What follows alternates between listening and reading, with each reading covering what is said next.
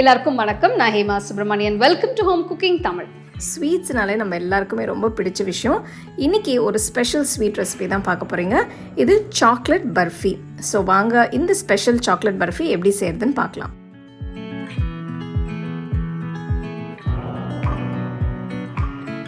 இந்த சாக்லேட் பர்ஃபி செய்ய நான் 3 கப் வால்நட்ஸ் எடுத்திருக்கேன். ஒரு மிக்சர் ஜாரில் வால்நட்ஸை போட்டு கொஞ்சம் கொரகொரப்பாக அரைங்க.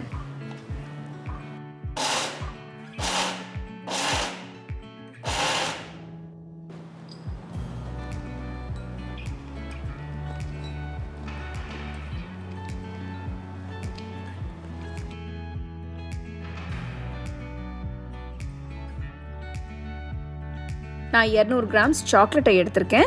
இது டார்க் ஸ்வீட் குக்கிங் சாக்லேட். இந்த சாக்லேட்டை சும்மா ரஃப்பாக கட் பண்ணுங்க.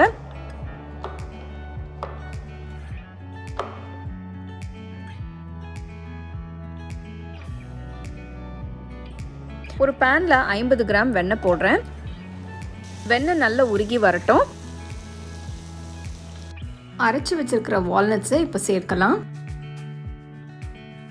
பொடிச்ச கலவையை வெண்ணெயில் நல்ல ஒரு 2 நிமிஷம் ரோஸ்ட் பண்ணிக்கலாம். பொடிச்ச வால்நட்ஸ் கொஞ்சம் கொரகொரப்பாக இருந்தாலும் அங்கங்கே சில பருப்பு வந்தாலும் ஒன்றும் பிரச்சனை இல்லை, அப்படியே யூஸ் பண்ணுங்க. இந்த ரெசிபிக்கு ரொம்ப நைஸாக பொடிக்கணும்னு அவசியம் இல்லை.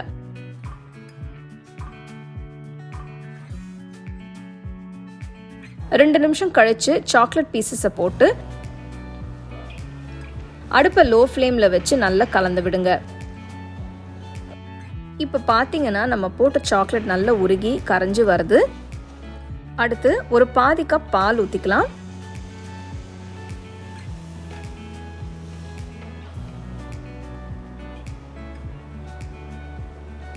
நான் இது கூட 2 கப் பால் பவுடரும் போடுறேன்.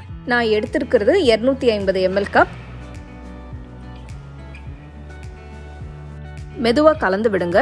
அடுப்பை லோ ஃப்ளேம்லேயே இருக்கட்டும். இது ரொம்ப ஈஸியாக சீக்கிரமாக செய்யக்கூடிய ஒரு பர்ஃபி. நீங்கள் வீட்லேயே இதை எப்போ வேணாலும் செய்யலாம். இதில் போட்டிருக்கிற சாக்லேட்ஸோட ரிச்னஸும் வால்நட்ஸோட க்ரன்ச்சினஸும் பர்ஃபிக்கு ரொம்ப நல்ல டேஸ்ட் கொடுக்கும். போட்ட பால் பவுடர் நல்லா கலந்து விட்டு 1 கப் டைஜஸ்டிவ் பிஸ்கட் தூள் சேர்க்கலாம். இதையும் நல்லா கலந்து விடுங்க.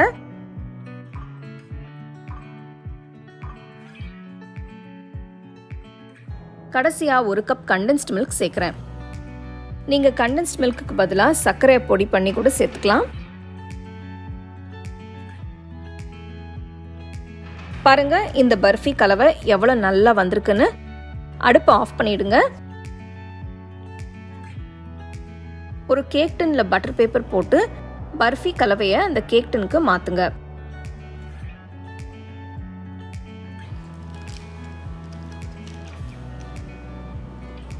பர்ஃபி மேலே முழு வால்நட்ஸை டெக்கரேட் பண்ணலாம். இந்த பர்ஃபி ஒரு 4-5 மணி நேரம் செட் ஆகட்டும். அப்புறமா நம்ம இதை கட் பண்ணலாம். இப்போ பர்ஃபி நல்லா செட் ஆயிடுச்சு. நான் இந்த கேக் டின்லேருந்து எடுத்து கட் பண்ண போகிறேன்.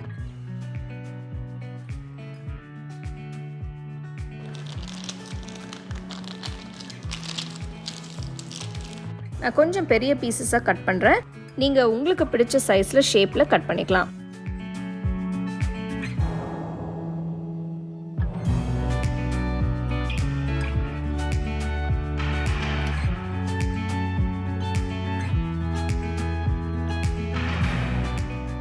பாருங்க சுவையான வால்நட் சாக்லேட் பர்ஃபி ரெடி ஆயிடுச்சு.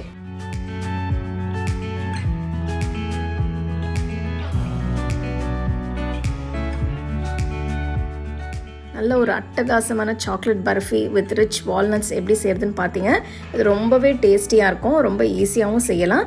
ஸோ கண்டிப்பாக இந்த ரெசிபி நீங்கள் ட்ரை பண்ணி ரசித்து ருசித்து சாப்பிடுங்க.